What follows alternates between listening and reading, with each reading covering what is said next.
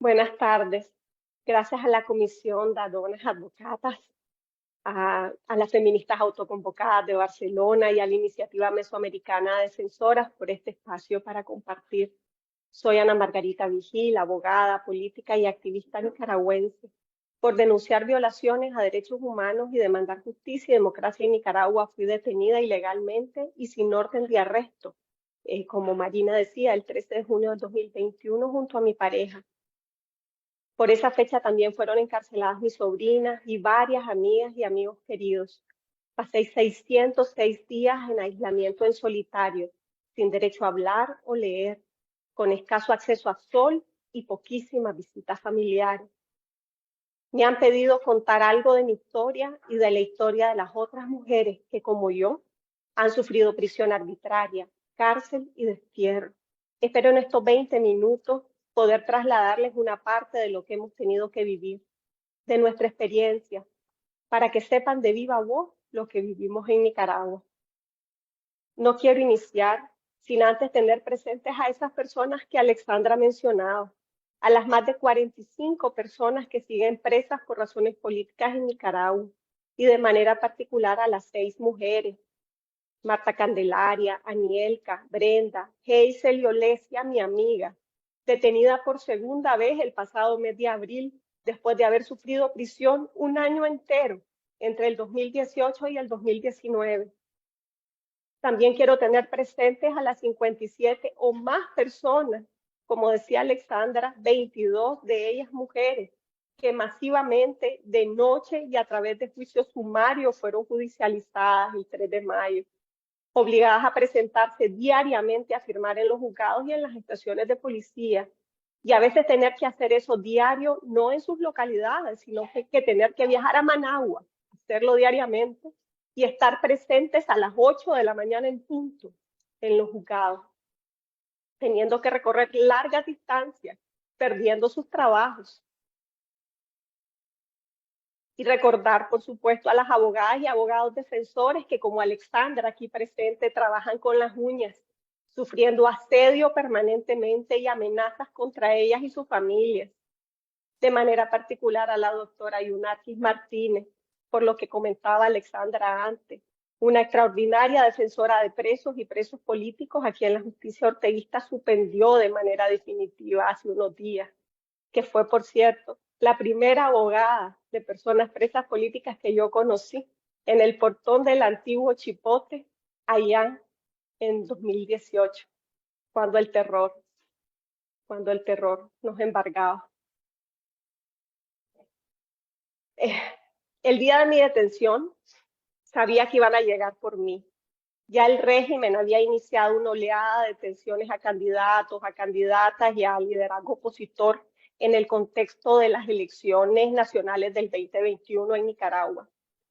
Mi compañera y yo los estábamos esperando. Voces amigas nos habían dicho que estábamos en la lista y que iban a llegar. ¿Qué puedo decir de ese día? Del ruido, los gritos, el despliegue desproporcionado de policías, la ansiedad y agresividad que transpiraban las mujeres de las fuerzas especiales que designaron para sostenerme y llevarme, sin preguntarme nada, sin ni siquiera preguntar mi nombre, sin enseñarme un solo documento. Solo entraron en tropel unas 10 camionetas con unos 100 policías de las fuerzas especiales con armas de guerra, desplegados en posición de combate, rompieron el cerco de la casa, aunque la puerta les había sido abierta. Me agarraron de los brazos, me zarandearon y me montaron a una camioneta de la policía que tenía en su emblema la bandera del Frente Sandinista. Quiero compartirles que esta es la primera vez desde que salí que estoy hablando de mi testimonio en público. Con todo y todo tuve suerte. En comparación a otras muchas de las mujeres presas políticas, no me golpearon en la detención, me zarandearon, pero no me golpearon, como si habían hecho el día anterior con mi sobrina Tamara Dávila, a quien detuvieron en su casa en presencia de su hija de 5 años. Yo vi hace poco la camisa que ella llevaba ese día, la cual le entregaron más de un año después. Se nota que la policía le intentó lavar, pero quedó la mancha de sangre por la hemorragia de nariz que esos golpes le ocasionaron. No dejó huella física en mi sobrina, los golpes en el estómago que la dejaron sin poder respirar, pero sí emocional, por el terror también de no saber qué había pasado con su hija en una casa llena de policías, y por el profundo terror que ella cuenta sentí ese día que creía que la iban a matar. Doña Violeta Granera, de 69 años, cumplió 71 en la cárcel, doña Viola. Ya estando esposada, recibió bofetadas y jaladas de cabello de varias oficiales mientras le gritaban ofensas y le ponían un audio de denuncia suyo en el oído. Le dieron arresto domiciliar y al tercer día, sin ninguna orden, la trasladaron al Chipote, la cárcel de la Dirección de Auxilio Judicial de la Policía Nacional. Suyen Barahona, mi amiga, detenida a minutos de diferencia conmigo y cuyo hijo de 4 años estaba presente al momento de su captura, solo por voltearlo a ver, oyó gritar a uno de los oficiales, dando instrucciones a una mujer policía: si vuelve a levantar la cabeza, se la rajás. Le bajaron tan fuerte la cabeza que necesitó meses de ejercicios y pastillas para quitarse el dolor de la lesión que le ocasionaron. Así como ellas, otras muchas mujeres expresas políticas han reportado ataques físicos y verbales a la hora de su detención. Todas, sin excepción, fuimos detenidas sin orden de arresto. A ninguna nos dijeron a dónde nos llevaban o el por qué. A menos 2 de mis compañeras desterradas conmigo el 9 de febrero confirman que fueron detenidas desde sus casas, incluso estando enfermas, en plena convalecencia de cirugías y con restricciones médicas para levantarse de sus camas. Eso no le importó ni a policías ni a jueces, que aún así omitieron la prerrogativa de arresto domiciliar para ellas. Una de las mujeres me cuenta cómo días después supo que el mismo día de su arresto detuvieron a su marido, extranjero, y lo deportaron con tan solo la ropa que andaba puesta, dejando a su hijo menor de edad solo en la casa. En estas detenciones, como en todas las políticas que ha habido en Nicaragua desde el 2018, los jueces tampoco han tomado en cuenta el interés superior de niños y niñas. Madres de hijos e hijas menores han sido detenidas sin importar que esos niños queden en el desamparo, negando el derecho a arresto domiciliar. Como siempre, otras mujeres, madres, tías, hermanas, han sido las grandes salvadoras. Gracias a ellas, niños y niñas han tenido red de apoyo y protección, tanto mientras sus madres estaban presas como ahora, separadas por el destierro. ¿Y qué hacer si no hay abuelas, tías, hermanas que te ayuden? Ese fue el caso de una de las muchachas, que sufrió terriblemente porque cuando la detuvieron, su hija tenía apenas unos meses de nacida y no sabía con quién había quedado. Una amiga se hizo cargo, pero en la detención la amenazaron abiertamente con llevar a su niñita al Ministerio de la Familia. Una amenaza que mantuvieron de manera constante en los interrogatorios durante todo su tiempo de detención. Presas y presos estuvimos detenidos en distintos lugares, algunos en el sistema penitenciario nacional, que son la cárcel de la modelo para los hombres o la Esperanza para las mujeres, en el caso de Managua, y los centros, los sistemas penitenciarios departamentales en el resto del país. Estos están bajo la administración de los custodios del Ministerio de Gobernación, como establece la Ley de Régimen Penitenciario. Otro grupo fuimos mantenidos bajo custodia directa de la Policía Nacional, contraviniendo toda ley. Algunos en la Dirección de Auxilio Judicial, que es la cárcel llamada popularmente el Chipote, o en estaciones de policías departamentales o distritales, en el caso de Managua. En el caso de La Esperanza, el sistema penitenciario para mujeres, me comparte una amiga que estuvo presa ahí, que ahí las condiciones para las presas comunes generalmente no son malas, tienen algunos beneficios, las presas comunes, digo, que no existen necesariamente en los otros penales del país, pues son beneficios que no existen para los hombres y en los otros penales del país y que definitivamente son desconocidos en las instalaciones de la Policía Nacional. acceso a educación, trabajo, llamadas telefónicas con sus familias hasta 2 veces a la semana, videollamadas con familiares en el extranjero, visitas cada 15 o 21 días, visitas conyugales, área de maternidad, acceso a luz solar 3 veces al día, paquete familiar 1 vez a la semana, acceso a bar y comisariato, atención médica general y especializada, etc. Sin embargo, las presas políticas no tenían acceso a varios de ellos, ni a estudios, trabajo o participación en actividades religiosas o recreativas, ni atención médica especializada, lo que puso en riesgo la vida de varias de ellas que padecen de enfermedades crónicas graves. De las presas políticas de la Esperanza existen múltiples reportes de amenazas y maltrato psicológico. En muchos casos se conoce de funcionarias que asusaban a presas comunes para que agredieran a las presas políticas. Especialmente difícil y duro fue lo que le tocó vivir a María Esperanza Sánchez, la presa política más antigua de las que salimos en el vuelo del 9 de febrero. Ella estuvo presa desde el 26 de enero del 2020 y le tocó ser la única presa política por muchísimos meses en el país. A mí me tocó estar en el Chipote. A Dora María, mi pareja, y a mí nos separaron desde el principio. A mí me ubicaron en el pasillo de mujeres, ahí en el pasillo de hombres, haciendo gala de una homofobia primitiva. Ambas estuvimos solas en nuestras celdas.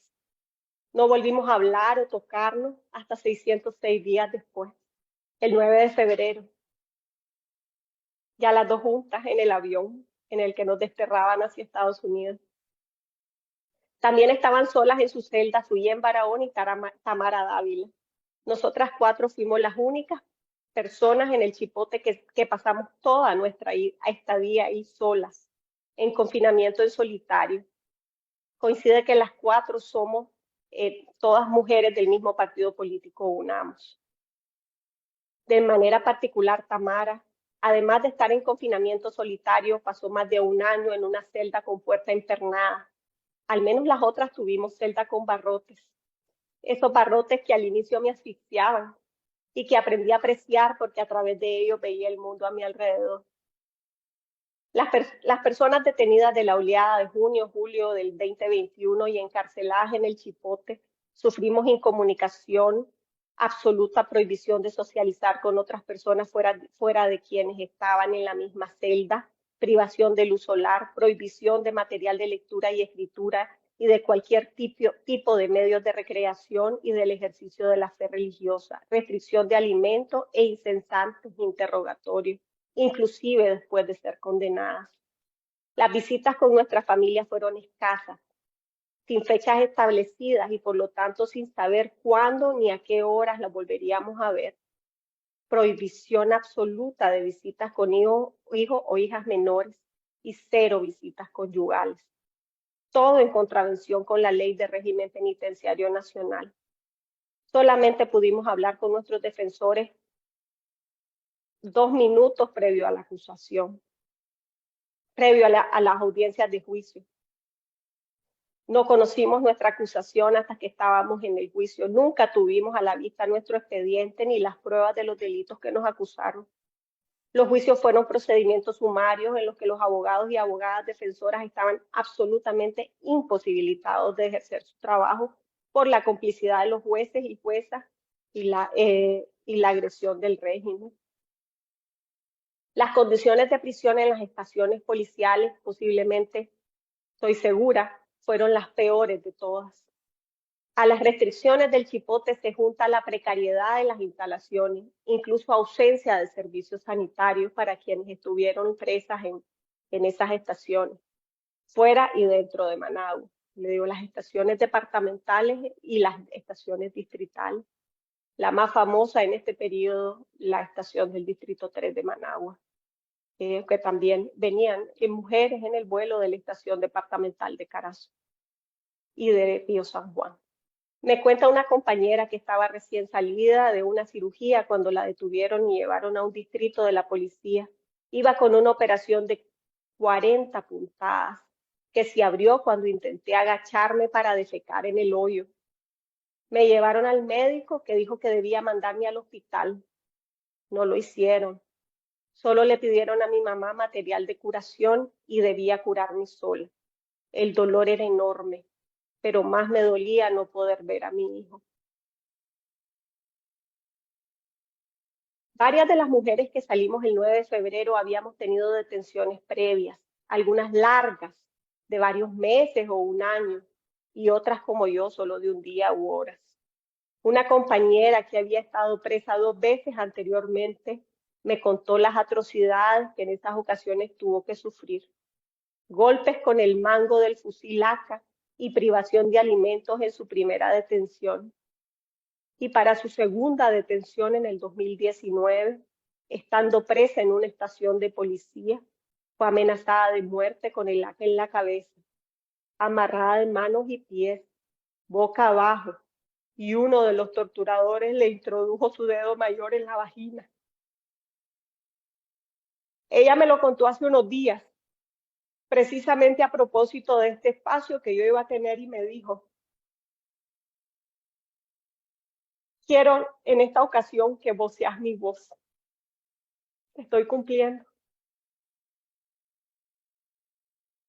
Ella fue detenida por tercera vez el año pasado, por más de 70 días, y permaneció ese periodo en una estación de policía, donde su familia tenía que llegar todos los días a dejarle la comida y el agua. De ese tiempo, solo le dejaron pasar 10 platos de comida. Para martirizarla, las custodias le decían que su familia no la quería. Luego supo que esos mismos custodios habían dicho a sus familiares que si no querían correr riesgo, si no querían que su vida corriera peligro, no volvieran a llegar. Gracias a la solidaridad de otras presas, ella lograba alimentarse. Para mí, y creo que para mis compañeras que estuvieron en el Chipote, lo peor fue la falta de comunicación e información con nuestras familias. Después de nuestra detención pasamos algunos 70, otros 80, 81 días en estado de desaparición forzosa, pues no hubo ninguna información sobre nuestro paradero y nosotras no teníamos información de nuestras familias. De este periodo de horror para nuestras familias y para nosotras, les recomiendo el reporte publicado por Amnistía Internacional en agosto del 2021, Nicaragua, ¿dónde están? Desaparición forzada como estrategia de represión. 3 de las 6 mujeres que estábamos en esa época ahí tenían hijos menores. Imagínense la desesperación de madres con casi 3 meses sin saber de sus hijos y de esos hijos no saber de sus madres, incluso si seguían vivas, como le preguntó una vez mi sobrinita, hija de Tamara, a mi hermana. De ese periodo me dice Tamara, lo peor fue no saber nada de ella, ni con quién había quedado cuando me detuvieron, pensar que se la habían llevado a un orfanato. Otras mujeres me han contado ese mismo terror. Yo vi a mi mamá por primera vez el 31 de agosto del 2021, justo 80 días después de mi detención, por unos 20 minutos. Siento que ese día me regresó el alma al cuerpo. A partir de entonces tuvimos algunas visitas, pero nunca sabíamos cuándo. Variaba entre cada 40 o 50 días, aunque a veces teníamos que esperar más tiempo. Para agosto del 2022, nuevamente pasamos casi 3 meses incomunicadas. Esa incertidumbre que mantuvimos permanentemente sobre cómo estaba en nuestra familia fue durísima. Mi mamá tiene cáncer. Bueno, le regresó el cáncer mientras yo estaba presa.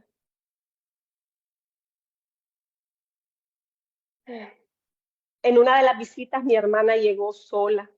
Me dijo que habían tenido que hacerle a mi mamá una cirugía de emergencia e intubarla. No puedo expresarles la desesperación que sentí regresando a mi celda, comprendiendo que no sabría si mi mamá había podido superar o no ese entubamiento, que no iba a tener noticias hasta el día que se les ocurriera volver a darnos visita. y no sabía cuándo sería eso. Pegué gritos, me castigaron. Misteriosamente esa semana mi familia decidió no entregar el papel higiénico que me correspondía. Pasaron 44 días hasta que tuve noticias de mi mamá. La mamá de uno de mis compañeros falleció mientras él estaba preso. Y él lo supo hasta el día de su visita. Lo siento muchísimo, Max. Lo siento muchísimo. El terror de que algo le pase a mi mamá y no estar yo ahí todavía me persigue ahora desde el destierro. Las visitas fueron escasas y esporádicas, pero además las madres y padres de hijos menores tuvieron una explícita prohibición de verles. Ellas y ellos pasaron 1 año y medio sin verlo, ni siquiera en fotos, ni recibir algún dibujo o sostener cualquier comunicación de parte de ellos. Hasta finales del año pasado, apenas 2 meses antes de nuestro destierro, las visitas con hijos e hijas fueron permitidas. Una atrocidad, una violación de derechos humanos para los padres y los hijos. Suyen me cuenta, sentía que me habían arrancado una parte del corazón. Me dolía el alma, el cuerpo, me costaba muchísimo dormir y en varios días del mes me costaba mucho respirar del dolor. Tamara me dice, mis ansias de verla, mi miedo a que se olvidara de mí, que dejara de recordar mi rostro, mi voz, me atormentaba. El saber que estaba creciendo, cambiando sin estar yo presente, también me martirizaba. Para mí, el otro inmenso dolor de la cárcel que quiero hacer presente hoy día fue la muerte de mi amigo Hugo Torres. Hugo murió el 11 de febrero del 2022 en un hospital de la policía bajo custodia policial.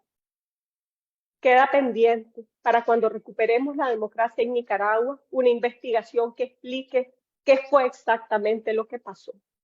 Yo vi con profunda tristeza desde mi barrote el deterioro de su salud sin que fuera llevado al hospital, solo hasta que se agravó y estaba casi moribundo.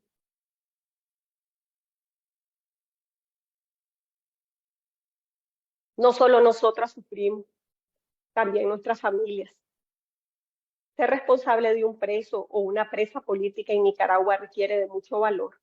Implica saber que te pueden hostigar y acosar en tu casa, que vas a sufrir malos tratos cuando vayas a dejar las bebidas o la paquetería o la visita.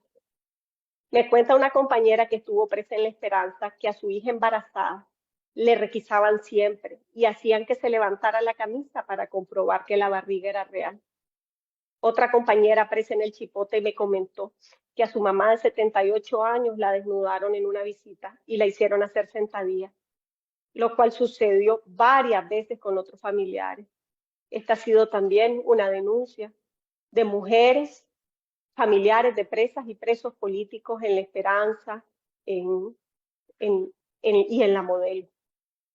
Al sobrino de Dora María decidieron detenerlo por 3 días después de una visita familiar. Ser familiar de preso o presa política implica también que tu nombre quedará registrado y podrá haber consecuencias de distinta índole. Mi mamá, por ejemplo, fue impedida de salir del país a un chequeo médico. En la frontera le quitaron a ella y a mi hermana el pasaporte solo por ser mi familia.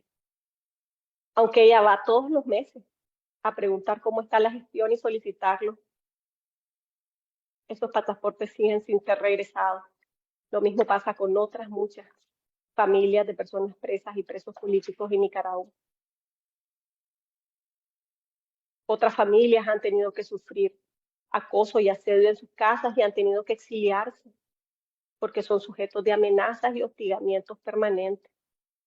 Todavía ahora que ya estamos desterradas hay consecuencias para nuestras familias en Nicaragua. Me cuenta una compañera que paramilitares llegan con frecuencia a la casa de su mamá, que está a cargo de su niño, solo para asustar a su hijo de 12 años. Y ya algunos familiares que salieron de Nicaragua y desearon regresar fueron impedidos de hacerlo en una nueva forma de destierro que se está implementando en el país. Si salís, no sabés si podrás volver a entrar. El 9 de febrero del 2023, 222 personas presas políticas de diversas cárceles del país fuimos desterradas hacia Estados Unidos y despojadas de nuestra nacionalidad nicaragüense.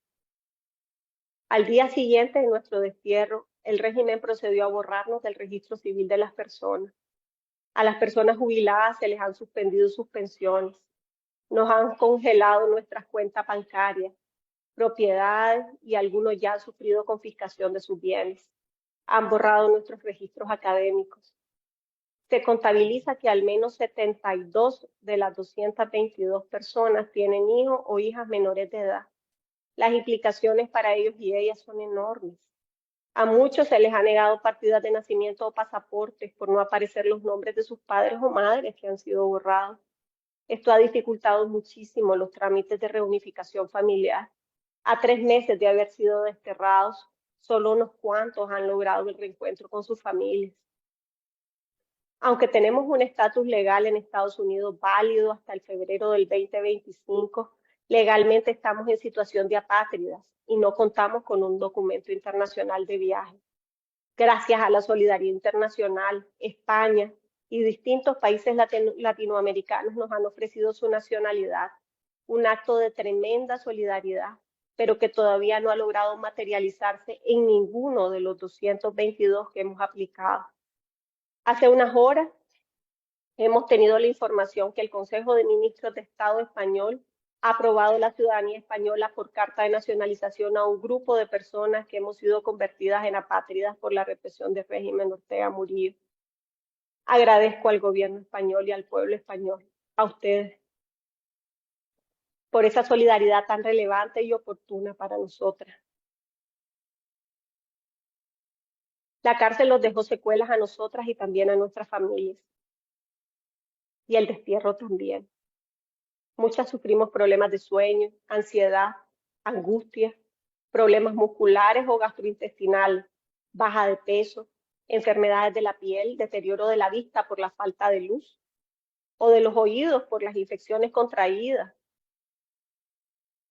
o deterioro en la dentadura por la falta de calcio, o secuelas de enfermedades maltratadas, o presión alta, o agravamiento de enfermedades crónicas, entre otras. Mantenemos una condición de incertidumbre por la constante preocupación por la seguridad e integridad de nuestras familias en Nicaragua y por nuestra situación en el exilio forzado, las posibilidades para sostenerlo nosotros y para apoyar a nuestras familias. Nuestras familias y sobre todo los hijos e hijas menores también sufren fuertes secuelas emocionales por lo vivido y por lo que siguen viviendo. Necesitaremos años en una Nicaragua en libertad para poder cicatrizar tantas heridas, para poder sanar tantos dolores. Cuando estaba en la cárcel, cada amanecer tenía que pensar cómo enfrentar el día que empezaba. Para sobrevivir, comencé a imaginar el futuro, el mío y el del país en el que quería vivir, mi Nicaragua soñada. Así pasé de sueño en sueño, miles de horas. Así resistí el aislamiento, porque eso decidí ahí en la cárcel, que cada día iba a ser de resistencia. Y soñar en ese futuro era parte de mi resistencia. Ahí dentro, en la cárcel, en el chipote donde me tocó estar, todas y todos hacíamos resistencia de manera individual y pronto entendimos que debía ser colectiva, de celda a celda, con gestos, palabritas, canciones, oraciones. Aprendimos a darnos fuerza, a superar el aislamiento, a romper el silencio impuesto. Sobrevivimos y no lo hicimos ni solos ni solas. Necesitamos de la ayuda de miles que desde afuera nos daban fuerzas a nosotros y a nuestras familias. Nos impulsaban, rezaban por nosotras, hacían denuncias en redes sociales, alzaban su voz. Una de ellas, de manera particular para mí y mi familia, fue Dolores Barza, que está aquí con nosotros y que aceptó ser mi madrina. que denunció mi encarcelamiento. Aprovecho para agradecerte nuevamente, Dolores. Muchas gracias por ese tremendo gesto de solidaridad. Y esas voces que se alzaron lo lograron. Salimos de la cárcel, se pudo. Como estoy segura se podrá construir esa Nicaragua linda que soñé, por la que me detuvieron y por la que voy a seguir luchando. Hoy seguimos necesitando de su ayuda, así como mi amiga me pidió ser su voz en este evento y decirles a ustedes lo que ella ha tenido que vivir. Yo vengo ante ustedes a pedir que sean nuestra voz también, que nos ayuden para que cada vez más personas sepan lo que está pasando en Nicaragua, lo que estamos viviendo las mujeres nicaragüenses. Apóyennos en la denuncia contra un régimen dictatorial que asesina y encarcela, en la solidaridad con las que siguen presas y con las miles de personas que han debido exiliarse, algunas de ellas en Barcelona. Les pido una acción de solidaridad por Nicaragua. Una, la que ustedes puedan hacer. Compartir esta información entre su membresía, postear en sus redes, asesorar gratuitamente a nicaragüenses exiliadas en sus trámites en España, demandar la liberación de todas las personas privadas arbitrariamente de su libertad en Nicaragua y el cese de las persecuciones, las detenciones, las confiscaciones, los destierros, así como toda otra violación sistemática de los derechos humanos. Demandar la derogación de la legislación nicaragüense que atenta contra los principios propios de un Estado de Derecho y la convocatoria de unas elecciones para que los nicaragüenses podamos, en unas elecciones súper vigiladas, decidir el destino de nuestro país.